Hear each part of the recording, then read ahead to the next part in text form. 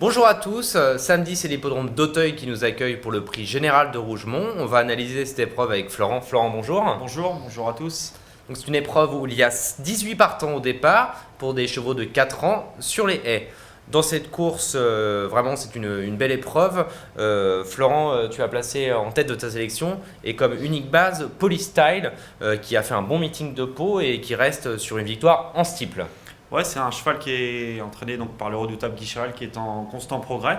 Il avait aligné les bonnes performances durant le meeting palois sans parvenir à s'imposer. Il avait notamment terminé deuxième non loin d'une certaine Nina Candela, une bonne concurrente entraînée par Christian Scandella qui a ensuite remporté son quintet en gain.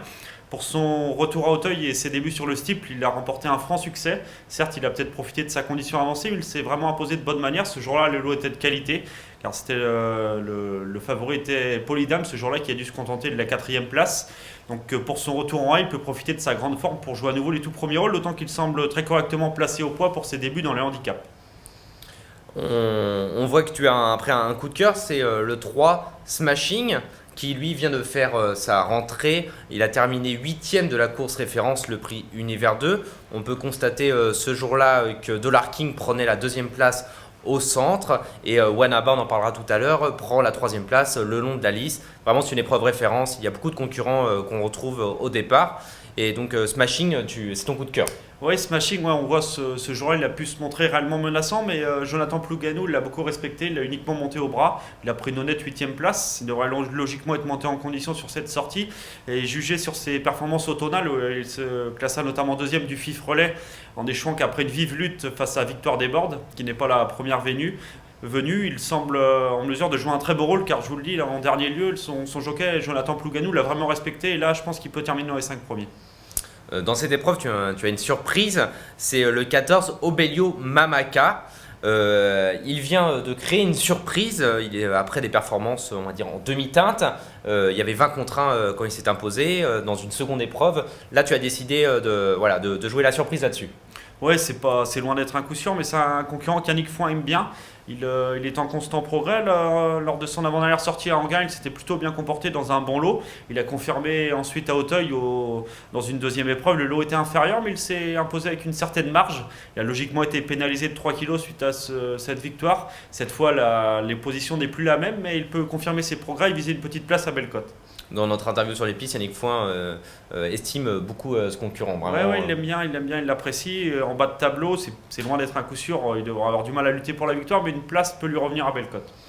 Dans cette épreuve, tu as fait le choix de 2 impasses, le 16 Vauclin et le 18 Vril Tempo. Peux-tu nous en parler un petit peu ? Ouais, c'est toujours délicat de rayer radicalement des concurrents, mais là ces deux-là, le 16 Vauclin et le 6 Vril Tempo, donc ils manquent d'expérience, ils découvrent Auteuil, ça semble compliqué, notamment pour le 18 Vril Tempo qui a été remonté de 2 kg pour atteindre le poids plancher. Leur manque d'expérience devrait être préjudiciable à ce niveau. Oui, il n'a que 2 courses au compteur face à des 18, c'est pas des vieux briscards, mais vraiment des chevaux expérimentés. Plus aguerris notamment dans ce genre de course, donc ça semble très dur pour ces 2 concurrents.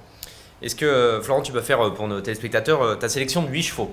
Alors la sélection de 8 chevaux, donc ça sera tout d'abord en tête le 8 Polystyle, dont on a déjà parlé et que j'apprécie particulièrement. Ensuite, je penserai au numéro 6 Million, un pensionnaire de Guillaume Macaire qui était un peu allant en début de carrière sur les haies l'an passé. Il était un peu cheval de plat, mais durant l'hiver à Pau, il a montré des progrès, il a montré qu'il était un peu plus canalisable. Et pour ses débuts à Auteuil, il mérite un certain crédit, d'autant qu'il dépend de l'entraînement en grande forme de Guillaume Macaire, qui a été touché malheureusement par la disparition de son garçon de voyage, mais les concurrents sont en grande forme. Guillaume Macaire a notamment réalisé un doublé dimanche dernier à Auteuil et pas plus tard que mercredi à Anguin. Donc ce Million peut confirmer la bonne forme des pensionnaires du redoutable professionnel de Royan. Ensuite, en 3e position, nous placerons le numéro 9 Dollar King, qui a effectué de bons débuts à Auteuil dans l'épreuve de référence en se classant 2e. Certes, le terrain devrait être moins profond ce dimanche, mais il devrait à nouveau bien se défendre. Nous penserons ensuite au numéro 3 Smashing, donc mon coup de cœur qui est susceptible d'afficher des progrès sur sa rentrée très correcte. En 5e position, j'ai placé le numéro 7 Tornada, une élève de Marcel Roland. En grande forme, les pensionnaires de Marcel Roland. Les pensionnaires de Marcel Roland effectuent un très bon début de saison. Cette concurrente est plus confirmée sur les tracés coulants comme Clairefontaine ou encore Anguin, où elle vient d'effectuer une bonne rentrée, mais elle est en progrès et devrait être avantagée par le terrain qui est un peu moins profond. C'est ces derniers temps dans la capitale. Elle possède une chance régulière elle aussi. En 6e position, on pensera au numéro 1 Wanaba, un concurrent qui avait tout d'abord montré un peu de qualité en plat puis sur les haies de Cagnes-sur-Mer. Il vient de se classer 3e lui de l'épreuve de référence et même si sa marge de manœuvre est réduite sous 70 kg, il peut également bien se comporter. Et enfin, nous retenons la candidature du numéro 12 Saint-Val, pensionnaire de Jean-Bertrand de Balanda qui vient d'effectuer une rentrée très correcte dans le quintet référence du 10 mars où il a pris une bonne 5e place. Lui aussi peut viser une place à Bellecote. Et enfin le numéro 14, donc l'éventuelle surprise Obelio Mamaka qui va tenter de monter de catégorie avec bonheur. Je suis tout à fait d'accord avec ta sélection, Florent. J'ai mis juste une petite réserve peut-être sur Million pour ma part. Guillaume Macaire, il a un entraînement qui est peut-être un peu moins bon corde à droite, mais ça ne te dérange pas. Tu fais confiance au professionnel. Corde à gauche. Corde à gauche, pardon. Corde à gauche. Il a bien fait à Pau, notamment corde à droite. Là, c'est corde à gauche.